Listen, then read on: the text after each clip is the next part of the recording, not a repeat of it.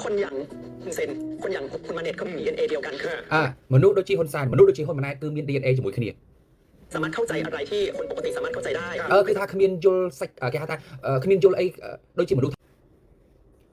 ជំរាបសួរបងប្អូនក្នុងនិងក្រៅប្រទេសស្វាគមន៍សាច់ថ្មីមកកាន់វីដេអូរបស់ខ្ញុំមកយើងជួបគ្នាម្ដងទៀតបាទសម្រាប់ថ្ងៃនេះផងដែរបងប្អូនទាំងគ្នាខ្ញុំមានព័ត៌មានទាក់ទងទៅនឹងពួកចៅឈ្លានពានបាទពួកចៅសណ្ដានចៅបាទលួចដីខ្មែរបាទឥឡូវនេះគឺថាខ្ញុំមានព័ត៌មានដែលយើងដឹងពីមូលហេតុដែលវាមិនព្រមប្រជុំ JVC បងប្អូនទាំងគ្នាបាទហេតុអីបានជារដ្ឋាភិបាលរបស់យើងការដឹកនាំរបស់យើងបាទលោកតែងតែចង់ឲ្យវាមានការប្រជុំ JVC មានបងប្អូនខ្លះតែប្រជុំ JVC នឹងស្អីគេបាទប្រជុំ JVC នឹងគឺជាការប្រជុំដើម្បីវាស់វែងនៃខ្សែបន្ទាត់ព្រំដែនថានៅកន្លែងណាទឹកដីកន្លែងណាអញ្ចឹងទៅបាទថ្ងៃនេះពួកគេចេញមកវិភាគបាទមានដុកទ័រឈួតនេះមានដុកទ័រ SP នេះហើយនឹងដុកទ័រឈួតហ្នឹងគេចេញមកវិភាគគេថាគេមិនព្រមហាមដាច់ខាតណាអត់មានឲ្យប្រជុំ JVC ទេទោះបីសម្ដេចបវរថាបតីហ៊ុនម៉ាណែតនឹងហាមាត់ដល់រយៈប្រវែងណាក៏ដោយក៏មិនឲ្យប្រជុំ JVC ដែរបាទណាគេចេញមកបែបអញ្ចឹងពីព្រោះបើវារឿងអីដែលវាហ៊ានប្រជុំបងប្អូនទាំងនេះព្រោះវាខ្លាចតែប្រជុំទៅទឹកដីរបស់យើង 18000 រៃដែលវាកំពុងតែកាន់កាត់ខុសច្បាប់រងឯងបាទដែលរដ្ឋាភិបាលរបស់យើងកំពុងតែទាមទារឲ្យវាប្រជុំ JVC លឿនឥឡូវនេះគេថាគេចេញមកអត់ទេឥឡូវនេះមុននឹងចូលសាច់រឿងនេះខ្ញុំបកប្រែខ្ញុំចង់បងប្អូនទាំងនេះជួយ share ម្នាក់មួយជួយ share ផ្ដល់កម្លាំងចិត្តផ្ដល់ធម៌ពលផ្ដល់ជារបងការពារបាទเพจរបស់ខ្ញុំផងដែរបាទតើបងប្អូនឥឡូវយើងចូលសាច់រឿងតែម្ដងបាទบรรพบุรุษของคุณเนี่ยมาอยู่ตรงนี้ที่บ้านหนองซานบ้านหนองย่าแก้วแบบผู้ลี้ภัยลูกที่เกิดมาก็มีสถานะเป็นผู้ลี้ภัยเช่นเดียวกันเพราะฉะนั้นต่อให้อยู่อีก1,000 ปี 2,000 ปีดินแดนบ้านหนองซานบ้านหนองย่าแก้วก็เป็นอธิปไตยของประเทศไทยវាថាទឹកដីដែលផ្ទះសម្បែងទឹកដីដែលនៅបានគេហៅថានៅផ្ទះភូមិព្រៃច័ន្ទអីហ្នឹងបាទទោះបីអ្នកឯងមកនៅកន្លែងហ្នឹងគឺជាកើតកូនកើតចៅដែលជាអ្នកគេហៅថាអ្នកភៀសខ្លួនទោះបីកើតកូនកើតចៅក៏អ្នកឯងនៅតែជាការនៅតែជាអ្នកគេហៅជនភៀសខ្លួនដដែលហើយទីហ្នឹងគឺជាទឹកដីរបស់ថៃដដែលទេดีค่ะที่เขาพูดอย่างนั้นก็เป็นการชัดเจนว่าตรงนั้นคือแผ่นดินไทยใช่ไหมจ๊ะអញ្ចឹងដល់ពេលគេនិយាយអញ្ចឹងទៅគេបញ្ជាក់ថាហ្នឹងហើយគឺកន្លែងហ្នឹងគឺជាកន្លែងទឹកដីរបស់ថៃถ้าเป็นผมนะผมก็ต้องบอกว่าจำใส่กะโหลกไว้นะคุณเซนដុកទ័រសណ្ដានឆ្កែចៅនេះវាចង់ប្រាប់ថាហ៊ុនសែនណាវាចង់ប្រាប់ថានេះចាំនៅក្នុងខួររបស់ឯងណាพวกเองมันเขมรពួកឯងគឺជាខ្មែរเองมันเกิดอยู่ตรงนี้อยู่กี่ชาติពួកឯងកើតកន្លែងនេះពួកឯងកើតប្រមាណជាតិក៏កន្លែងហ្នឹងគឺជាទឹកដីរបស់ไทยได้ก็ไม่มีทางได้แผ่นดินเพราะพวกเองมันเขมรเราเอื้อเฟื้อให้แค่นั้นแต่ทีนี้เป็นอย่างนี้อาจารย์ถ้าจับใจความนั้นขนาดเนี้ยเราเนี่ยเหมือนกับว่าโอเคจะเข้าไปที่ภาคบังคับไปแล้วแต่ JBC นี่ต้องอย่าเด็ดขาดเลยนะห้ามเลยนะឥឡូវនេះគឺថាហាមមិនដាច់ខាតទោះបីមិនក៏ដោយហាมដាច់ខាតរឿង JBC នេះហាមប្រជុំដាច់ខាតต่อให้ហ៊ុនម៉ាណែតมันจะแหกปากยังไงก็ตอឲ្យហ៊ុនម៉ាណែតហែកមាត់ដល់ប្រវែងណាក៏ដោយតែហាមប្រជុំ JBC ไปถูกไหมอาจารย์ถูกต้องค่ะก็อย่างที่เมื่อกี้เรียนมาว่าត្រូវអត់គឺត្រូវហើយវាជាការពិតคนอย่างคุณเซนคนอย่างคุณมาเน็ตเขามี DNA เดียวกันคือមនុស្សដូចជាហ៊ុនសែនមនុស្សដូចជាហ៊ុនម៉ាណែតគឺមាន DNA ជាមួយគ្នាสามารถเข้าใจอะไรที่คนปกติสามารถเข้าใจได้គឺថាគ្មានយល់សាច់គេហៅថាគ្មានយល់អីដូចជាមនុស្សធម្មតាដែលយល់ទេเข้าใจเรื่องกฎหมายระหว่างประเทศគេថាថ្នាក់ដឹកនាំរបស់យើងនេះគឺថាមិនយល់សាច់ការអីមិនយល់ជាការអ្វីដែលជាច្បាប់របស់ប្រទេសរបស់គេទេ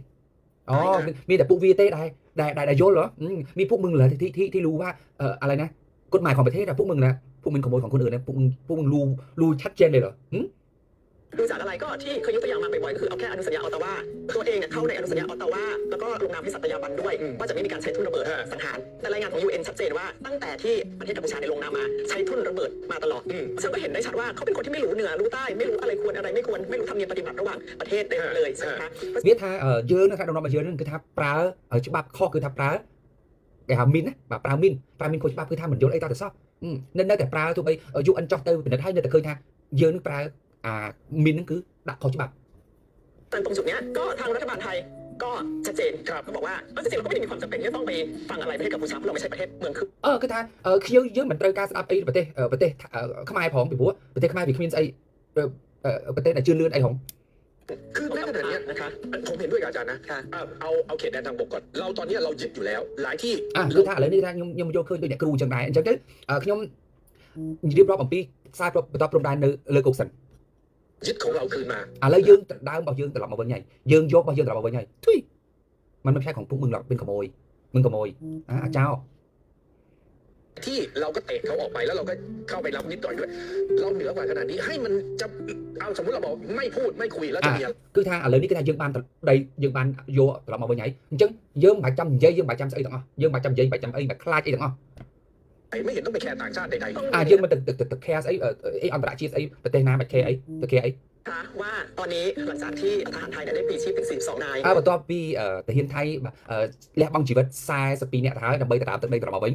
นำแผ่นดินไทยที่เขมรยึดครองมานานกลับมาเป็นของคนไทยแล้ว แต่ถ้ารัฐบาลอนุญาตให้มีการคุย JBC เพื่อปัดปันเขตแดนทางบกหรือ ថាតើបើសិនជារដ្ឋបាលណារដ្ឋបាលឬរដ្ឋបាលវាគឺអនុញ្ញាតឲ្យប្រជុំ JBC វាប្រកាសណាស់នឹងបាត់ទឹកដីនឹងត្រឡប់ទៅវិញ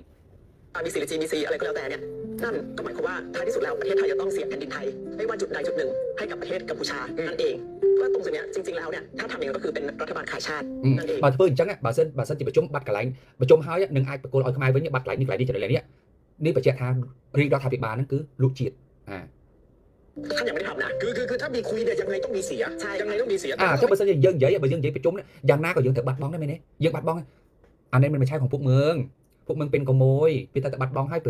ពួកហែងវាចោលលួចដីគេ คือเราคิดอยู่อย่างเงี้ยแล้วถ้ามันเปรี้ยวมากลบกับเราจะยึดเพิ่มด้วย អូបើសិនជាឯងយើងយកមកអញ្ចឹងតែបើសិនជាហែងធ្វើភ្លាវអញ្ចឹងនឹងបាញ់ម្ដងទៀតអញនឹងយកឲ្យថែមទៀតអូហូអានេះគឺថាគេចាស់ចង់វាយបើសិនជានៅតែឌឺទៀតគេចង់វាយយកបន្ថែមទៀតអូយมันง่ายขนาดนี้เลยเหรอវាងាយដូចមាត់ហែងអាតងោអាតពេក ก็อย่าง ไอ เงี้ย สัตว์อีสัตว์นะอีขโมย ถ้าเรามองไปที่เมื่อปี 2554 ตอนที่ไทยกับกัมพูชาเนี่ยเคยรบกัน ตอนนั้นหยุดยิงเนี่ย គឺថាពេលដែលយើងទៅត្រឡប់មកវិញកាលពីឆ្នាំមុនដែលយើងសង្គ្រាមលើកទី1នោះគឺតែពេលដែលយើងវាយលើកទី1នោះទៅយើងបាននិយាយគ្នាថាពេលដែលឈប់បាញ់កន្លែងណាគឺយកកន្លែងហ្នឹង หญิงก็บอกว่าใครอยู่ตรงไหนอยู่ตรงนั้น แต่เราจะเห็นได้ว่าท่านแม่ทัพกุ้งก็พูดชัดเจนแล้วว่าไอ้การอยู่ตรงไหนอยู่ตรงนั้นไม่เป็นความจริง គឺថាអាមេតបគងនេះវាបាននិយាយថាវាមិនមែនជាការពិតទេអាឈប់បាញ់កន្លែងណានៅកន្លែងហ្នឹងគឺខ្មែរយើងចូលទៅវារហូតដល់13គីឡូម៉ែត្រឯណោះ เป็นความจริงคือยังไงก็คือว่าทางกองกำลังกัมพูชาเนี่ยรุกคืบเข้ามาในแผ่นดินไทยถึง3 กิโลเมตรจากภูมะเขือตรงสันปะนาที่เรายึดได้กองฝ่ายความมั่นคงก็สั่งให้ทหารถอนกำลังลงมายึดตีนภูมะเขือ ให้มันอยู่ข้างบน จะเห็นได้ว่ารัฐบาลที่ผ่านมาฝ่ายความมั่นคงที่ผ่านมาเนี่ยไม่ได้มีการไปเจรจาเพื่อให้เขมรกลับไปอยู่ในที่ที่หยุดยิงอยู่ตรงไหนอยู่ตรงนั้นเลยอันนี้คือปี 2554 แต่คราวนี้พอมาปี 2568 หยุดยิงเมื่อวันที่ 27 ธันวาคม ก็บอกว่าหยุดยิงอยู่ตรงไหนอยู่ตรงนั้นคราวนี้มันก็คงจะเป็นเรื่องแปลกอะค่ะว่าเอ้าถ้าเราไปเจรจาแล้วก็เพื่อให้มันล้ำเข้ามาอีกเพื่อให้เราถอนกำลังจากดินแดนที่เราได้ตอนนี้ยึดครองเลยมันคงเป็นเรื่องแปลกว่าเอ้าแล้วทำไมอะถ้าเขมรถ้าคุณเซนต้องการอะไรทำไมรัฐบาลไทยทุกยุคต้องทำตามยอมมัน វាចង់និយាយថាសរុបមកទីបងប្អូនទាំងនេះវាចង់និយាយថាយើងហេតុអីបានតែយើងទៅវាឆ្ងល់ថាហេតុអីបានវាទៅស្ដាប់ហ៊ុនសែនឲ្យប្រាប់ថាចង់ប្រជុំ JBC ចង់ឈប់កន្លែងណាឈប់បាញ់កន្លែងណាគឺឈប់កន្លែងហ្នឹងហេតុអីបានយើងត្រូវស្ដាប់គេបាទណាបងប្អូនទាំងនេះនេះខ្ញុំសរុបមកវិញថាវានិយាយនេះមានន័យថាវាប្រជុំបាទបពពួកខ្សែរបស់វាហ្នឹងគឺខ្សែរាជរដ្ឋាភិបាលរបស់វាហ្នឹងពួកអាជ្រុលនិយមហ្នឹងពួកដែលដណ្ដើមអំណាចកាន់អំណាចរាល់ថ្ងៃហ្នឹងគឺគេចង់និយាយថាមិនឲ្យប្រជុំ JBC ទេ សរុបសាច់រឿងត្រឡប់មកវិញគឺហាមដាច់ខាតមិនឲ្យអ្នកណាមួយប្រជុំ JBC បើសិនមានការប្រជុំ JBC មានន័យថារាជរដ្ឋាភិបាលម្នាក់ហ្នឹងគឺលួចជាតិបាទពីព្រោះកាលណាដែលប្រជុំគឺបាត់បង់ទឹកដីមកឲ្យខ្មែរត្រឡប់មកវិញទាំងអស់បាទ 18000 រៃបាទបងប្អូនទាំងនេះបាទនេះអ្វីដែលខ្ញុំចង់ប្រាប់បងប្អូនទាំងនេះហើយជាពិសេសកូនខ្មែរទាំងអស់គ្នាឲ្យបានដឹងបាទជួយ share ព័ត៌មានមួយនេះហើយបើសិនជាបងប្អូនណាដែលចេះភាសាអង់គ្លេសចេះភាសារបស់ពួកវាចេញទៅបងប្អូនចេញទៅអ្នកឯងនិយាយមិនយើងក៏និយាយចឹងដូចគ្នាដែរបាទអ្នកឯងនិយាយខុសយើងក៏និយាយខុសណាយើងឆ្លើយទៅតបទៅវាវិញ បាទយើងជាជនរងគ្រោះយើងជាជនរងគ្រោះបងប្អូនទាំងគ្នាអញ្ចឹងសូមបងប្អូនទាំងគ្នាជួយ share បានច្រើនជួយ share បានច្រើនផ្ដល់កម្លាំងចិត្តយើងជួបគ្នាវីដេអូក្រោយ